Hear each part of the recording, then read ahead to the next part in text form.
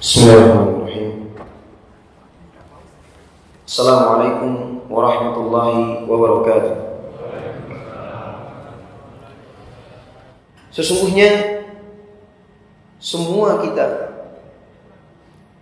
memiliki potensi untuk berbekal dengan bekal yang terbaik, dengan bekal yang membahagiakan. Bekal di sini bukan seperti anggapan orang-orang barat, orang-orang sekuler, orang-orang yang tidak memiliki agama, di mana mereka tujuan terbesarnya bekal yang dikumpulkannya itu tidak lain adalah hanya untuk kesenangan semu, syahwat semata. Berbeda dengan kita kaum muslimin, kita umat Islam yang setiap harinya Allah berikan banyak sekali karunia. Allah berikan kita berbagai macam potensi, kekuatan dan kemampuan untuk berbekal sesuai dengan bidang kita masing-masing. Jadi kalau kita sebagai umat Islam tidak memahami dan tidak menyadari tentang tujuan penciptaan kita, maka kita pun akan salah melangkah. Kita pun akan salah membawa catatan. Kita pun akan salah dalam mengarungi setiap problematika kehidupan kita. Semua kita, baik yang kaya dan yang miskinnya, baik yang punya jabatan atau tidaknya, ini diwajibkan untuk berbekal dengan sebaik-baik bekal. Karena cita-cita terbesar bagi orang-orang beriman adalah mengharapkan ridho Allah. Ingat jemaah rahimakumullah, ketika Allah Subhanahu wa taala berfirman, A'udzubillahi minasyaitonir rajim. Faman kana yarju liqa'a rabbih falyamal amalan shalihan wa la yusyrik bi'ibadati rabbih ahad.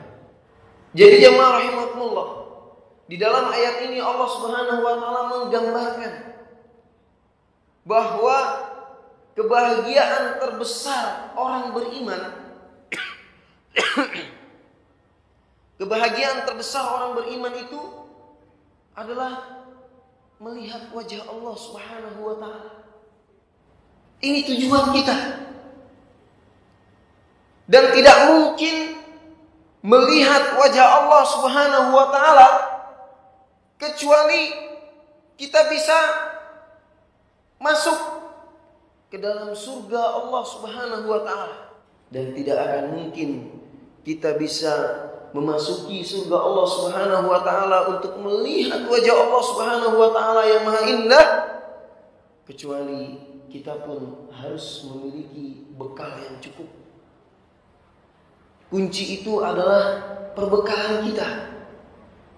Faman kana yarju liqa'a rabbih, barang siapa yang mengharapkan pertemuan dengan Allah Subhanahu wa taala, Rabb semesta alam, falyamal amalan sholihan wa la yusyrik bi'ibadati rabbih ahada.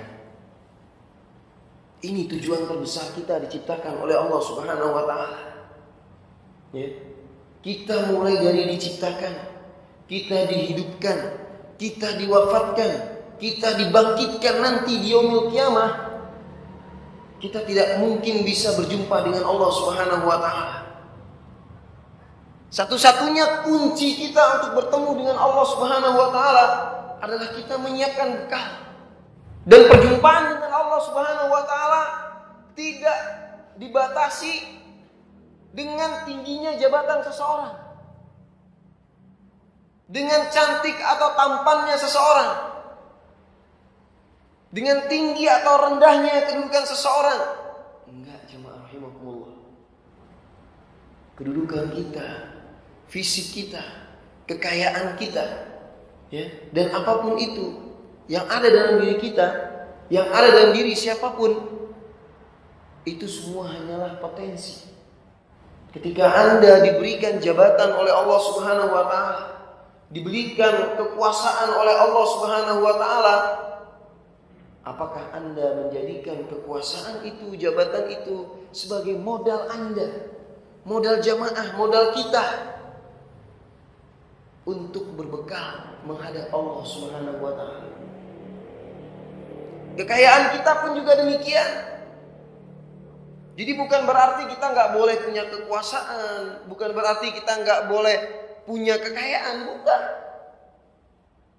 Tetapi potensi di setiap apapun bidangnya, di setiap apapun kelebihannya, apakah kita menjalankan dan memanfaatkan potensi tersebut untuk menyiapkan bekal terbaik kita kepada Allah Subhanahu wa taala? Ini jamaah. Ketika kita Allah berikan kekuasaan, apakah kekuasaan ini bisa menjadi sebab kita berbekal? Ketika Allah berikan kekayaan ataupun sedikit kelebihan dari rizki, dari harta, apakah kita menggunakan kelebihan dari harta ini untuk berbekal menuju Allah Subhanahu wa taala? Jadi kedudukan kita, kekuasaan kita, harta kita, dan apapun yang ada dalam diri kita, ini bagaimana kita memanage itu semua sebagai sarana kita, sebagai wasilah kita untuk berbekal menuju Allah Subhanahu wa taala. Makanya di sini jemaah rahimakumullah, apapun bentuk harapan kita yang sangat ingin kita raih, itu pasti membutuhkan perjuangan dan pasti susah mudah untuk mendapatkannya. Itu dipergulirkan kepada kita. Kita ingin kepada satu posisi, banyak perjuangannya. Ya, terkadang Allah berikan kemudahan, terkadang Allah berikan ujian, terkadang Allah sedikit menyulitkan untuk menguji seberapa besar ya kebergantungan kita kepada Allah Subhanahu wa taala. Ini Allah pergilirkan. Ya. Tetapi susahnya dan mudahnya, sulitnya dan mudahnya pergiliran tersebut, itu semua bisa nggak sebagai bekal kita untuk menghadap Allah Subhanahu wa taala? Bekalnya apa? Ya bekalnya akan mendatangkan kebahagiaan, kenikmatan yang terbesar dibandingkan kenikmatan-kenikmatan yang luar biasa yang ada di surga. Ini kenikmatan yang paling istimewa. Nah, sebelum penyesalan tiada guna. Ya. Bahkan sampai penghuni surga pun menyesal. Waduh Ustaz, gimana Ustaz penghuni surga menyesal? Ya. Bukan hanya pendosa yang menyesal, bukan hanya orang kafir yang menyesal, bukan hanya orang munafik yang menyesal, tetapi penghuni surga pun ada yang menyesal. Kenapa penghuni surga ada yang menyesal? Para ulama menyebutkan bahwa penghuni surga menyesal dikarenakan mereka memiliki kedudukan di surga sesuai dengan tingkatan-tingkatannya. Ya, ada yang tingkatan pertama, ada yang tingkatan kedua, ada yang tingkatan ketiga, 4, 5, 6, dan yang ketujuh. Tingkatan yang paling tinggi, ya, tingkatan yang paling dekat dengan Allah Subhanahu wa taala. Sehingga penghuni surga yang berada di tingkat 1 menyesal. Kenapa saya tidak berada di yang ketujuh? Yang kedua juga menyesal. Yang ketiga juga menyesal. Dan semoga kita semua tidak termasuk penghuni surga yang menyesal. Amin ya rabbal alamin. Semoga Allah Subhanahu wa taala memasukkan kita ke dalam jannah firdausnya. Dan inilah kenapa Rasulullah SAW mengingatkan kalau berdoa meminta surga, mintalah apa? Mintalah surga. Surga apa? Surga firdaus. Allahumma adkhilna al-jannah firdausil a'la. Ya Allah, masukkanlah aku ke dalam surga firdausmu yang tertinggi. Ya, bahkan sebagian ulama yang lain menyebutkan bi ghairi hisab wala sabaqal adab. yang tidak didahului oleh hisab dan tidak didahului oleh azab. Ya, karena ada orang yang masuk surga itu tanpa hisab dan tanpa didahului dengan azab. Ya. Nah, ini berbekal sebelum menyesal. Ya, Quran surah Al-Fajr ayat yang ke-24 dan juga Quran surah Al-Haqqah ayat yang ke-18. Ya, nanti ini bisa dilihat dalilnya. Nah, kemudian apa? Kenapa kita harus berbekal? Kita harus belajar dari umat terdahulu. Dalilnya adalah Quran surah Al-Hasyr ayat yang ke-18. Wahai orang-orang yang beriman, bertakwalah kepada Allah. Ya ayyuhalladzina amanu taqullaha wal tanzur nafsum ma qaddamat lighad. Ya. Kita muhasabah yang ada di kita, ya, di hari-hari sebelum kita, dan muhasabah dengan kaum sebelum kita. Lihat apa yang mereka perbuat, ya. Lihat apa yang mereka kerjakan dan apa buah dari hasil kinerja mereka. Yang membangkang dengan Rasul, yang mendustakan Rasul, yang berpaling dari Rasul, ya, yang kufar, yang munafik, itu semua sudah diperlihatkan, sudah disebutkan, dan sudah banyak kitab-kitab yang menerjemahkan dalam semua bahasa. Ya. Ini pelajari.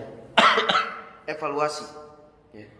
Nah, kemudian yang berikutnya, kenapa kita harus berbekal untuk kebahagiaan yang abadi? Karena inilah ciri hamba yang cerdas. Inilah ciri hamba yang cerdas. Jadi kita jangan bodoh, ya, jangan dungu. Ya, kita harus pahami sejak sekarang. Ya, kita harus cerdas dari sekarang. Tujuan kita diciptakan itu adalah untuk beribadah. Ya, tujuan final kita, harapan cita-cita terbesar kita, ya, adalah melihat wajah Allah Subhanahu wa taala. Wassalamualaikum warahmatullahi wabarakatuh.